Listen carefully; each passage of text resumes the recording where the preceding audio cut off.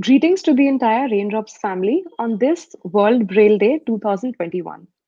Today, we are here to discuss and understand Braille as a system, as a means of communication, and also to know how it is evolving in this new digitalized age. To discuss this in detail, we have with us Ms. Sana Samant from our team, who will be talking to us about her experience as a user of Braille and taking us through her journey and explaining how it is evolving from a more analog system to a more digitalized one. Welcome, Sana, and thank you for joining us today. Hi, thanks, Chandni. So, Sana, can you please introduce our viewers to how Braille works? Good afternoon to one and all present here. Today, we have gathered here on the occasion of World Braille Day. Braille is a system through which visually impaired people read and write. It consists of six dots. All the symbols, letters are formed with the help of these six dots. For reading, Braille is read from left to right. So if we look at the history of Braille, it goes back to 18th century. In 18th century, Charles Barber, who was in the Napoleon army, he developed a concept of night study for the soldiers of his force, because the enemy soldiers used to kill the soldiers after dark, and so in order to save them, this he prepared the concept of night study, but he prepared the system of 12 dots. So the drawback with 12 dots was it was difficult to read it with a single finger. Then came the one whom we know and whom we recognize every year on 4th January is Louis Braille. Louis Braille was born in 1809. He became blind after an accident. So at the age of 15 in 1824, he modified the concept of Braille and he introduced six dot system, which is still prevalent now. The basically for various devices are used for writing braille. One is the braille slate, which was first developed for the braille slate. The braille slate, it is available in plastic as well as in metal form. Mostly braille is written on thick paper so that the dots remain for longer duration of time. So in the bracelet, after insert, it consists of various cells, and the cells are in the form of a rectangle shape. And it has a stylus. A stylus is like the shape of a pencil. You say the small pencil. So after inserting the paper in the sheet, we write it by using the stylus. Then came the modern version of bracelet, which is known as Perkins Braille. The Perkins Braille is like a typewriter. It consists of six keys and a space bar between the keys. So in that also the procedure is you just insert the paper and by pressing the keys uh, you can write. The advantage of both of them is that braille slate is light in weight, whereas brailler is bulky. But the advantage in brailler is that your speed in brailler is more as compared to bracelet. So after this brailler and bracelet, now the new concept which has come in last few years is the digital braille. You say so. Digital devices have come in the market, uh, which have the features of a brailler and laptop. Both features are involved in it.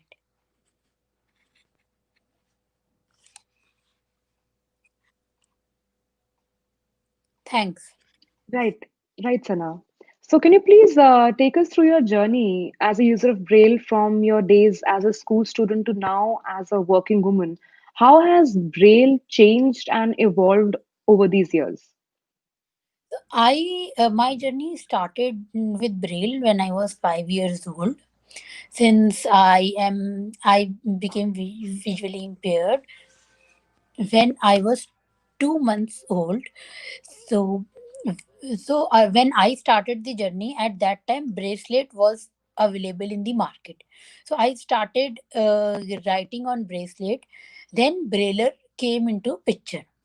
So the what I feel, that whatever we you if you read anything by touching, then that matter is remains in your mind for a longer duration. This is just my perception. So the drawback was that the braille books were very bulky and they used to take a lot of space.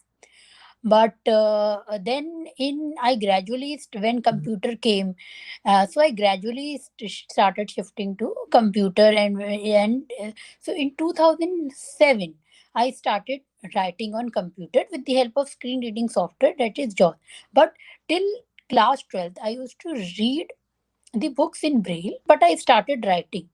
Then after 12th, when I came in college, at that time, since I was in the semester system mode, so there the time is due to time is less, and you have many books. Like in school, so you have only one subject, one book. In college, the case is that for each subject you have to refer two, three books. You have to refer some reading material, and for converting any book into braille, first you have to scan it, then you have to edit it. For example, like the tables, if you want to convert a table which is into print in braille, you have to, instead of column and rows, you have to just cop- make the table into text, and after each column you have to place two three dashes. So this is the way. So it takes a lot of time. First you scan, then edit, and then you get it converted into braille. So then I started reading on laptop. So both the case, either the laptop or braille, both has their pros and cons. And when I now mostly I do my work on laptop, but sometimes I use the digital brailler. And there are various digital braillers. There is one of which is developed by Humanware. Humanware is a company in USA, and in India 4 5 years back only they have developed a lab which is in Gujarat, Orbit Research. They have developed Orbit Reader 20.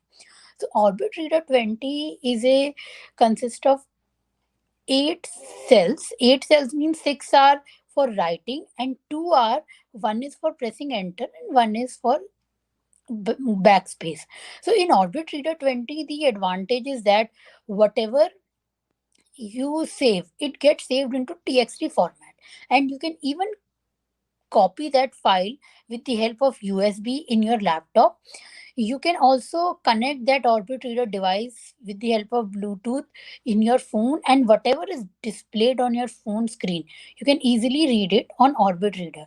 So basically, Orbit Reader, if I want to go for any meeting and I want to take down notes, so I can even take Orbit Reader, jot down the points, and if I want to share that file, I can just transfer that file from the reader into my laptop, and then I can share it with my colleagues or anyone else. So, this is my journey. Thanks. So thanks a lot for sharing that with us, Sana. And just to understand it better, you've explained how the laptop, which is mostly like text to speech, is different from Braille, which is actually felt from your hand to make Yes, our viewers understand better, right? yes, yes. Okay, so these are two different things that we were talking about, and both of them, as you said, have their pros and cons, and they are more like complementary to each other rather than putting one against the other or choosing. Yes, yes, they are both complementary to each other, and it depends on the comfort level of the user and the need of the art. Both these two factors play a major role in True, deciding true. to use. Right. So this we were talking about mostly related to work and academic space. What about leisurely things? Are there any softwares or any aid devices? Or, for example, when I was studying in UK, I saw how every supermarket or every public space, things as small as bread or medicines, have the text in it. like English language and also in Braille, so that when a visually impaired person is alone shopping in a supermarket, they have no problem at all in recognizing which medicine is it on the aisle or what brand of deodorant is on the rack. So this system actually makes them very independent and they don't need a caretaker with them all the time. So, how has your experience of those kind of activities been in India back home? Do you think that we are moving in the right direction, or where are we in reality? Like, just to know from your perspective. We have started moving in that direction. uh, Saksham and IIT have started developing such kind of devices. Although we are just in the beginning stage, but still people have started thinking about this. So Saksham has developed various games such as snakes and ladders, Ludo, playing card. In those games, in print as well as in braille, in both the languages it is written, so a visually impaired can easily play those games with his sighted friends or family members. And apart from that, the concept of braille signage has also started in India. So as you all are aware that nowadays all these electronic devices, be it your microwave oven and even the lifts now, have come with touchscreen buttons. So for a visually impaired person, it is difficult to uh, press the button because in touchscreen, so the buttons are not demarcated. So in various malls, shopping and offices, as in metro stations, airports, the lifts with braille labels are there.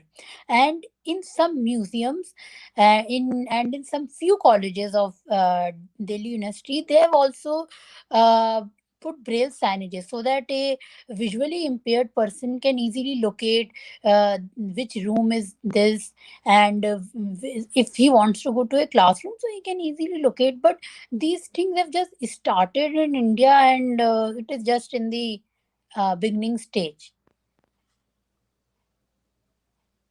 Right. So at least we are moving somewhere in the right direction. Yes, we are moving in the Right. right direction, but it will definitely take time. Although in the Rights of Persons with Disability Act 2016, it is there that it is mandatory to make the public spaces and buildings accessible, but still Mm. a lot needs to be done in this direction. uh, some people have this myth कि only building, if we have built a ramp, then we have made the building Mm. accessible. This is not Accessible. true. Only building ramps is not sufficient. True. We need to move towards a more universal design that Yes, caters to the need of different disabilities. yes. And I've also Right. observed that in my office also, that braille labels are there in lift, but there are few buttons on which the braille dots have got erased. But Mm. they have not been rectified, labeled properly. Nobody bothers about them.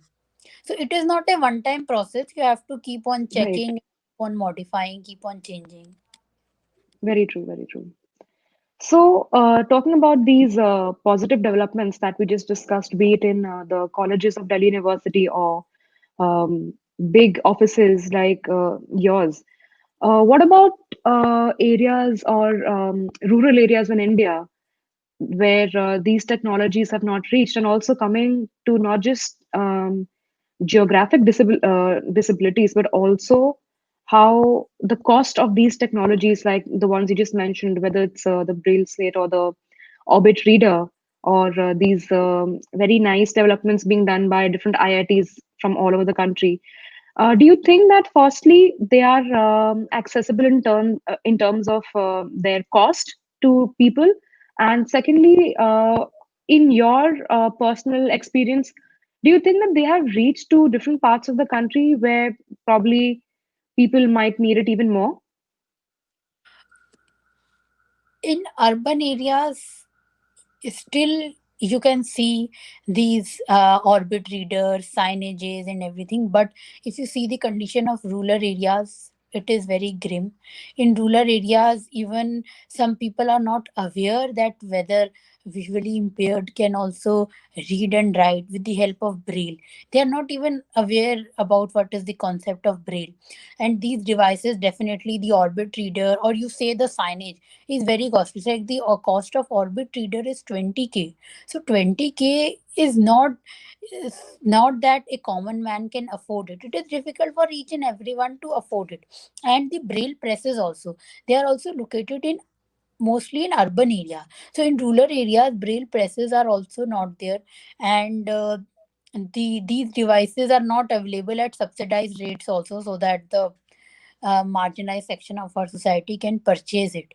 And there and lack of awareness is also there in rural areas about Braille. Some people still there is a misconception in some in people who are living in rural areas that visually impaired people cannot read, cannot write, cannot do their work independently, because because the technology and all these things have not reached to them. Right, very true.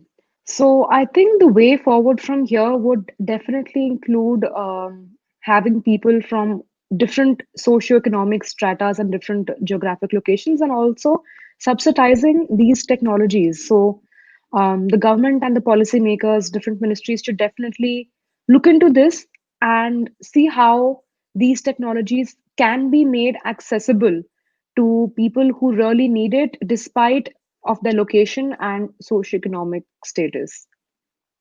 Yes, I agree with you. And that, and apart from this, these definitely these devices should be available at subsidized rates, and more Braille presses should be made, and basically in urban as well as in rural area. And the government should also run awareness campaigns, like awareness campaigns about these issues, these concepts, so that the people all the people get to know. And those campaigns should be launched both in English as well as in regional languages, because everyone is not able to understand English or Hindi.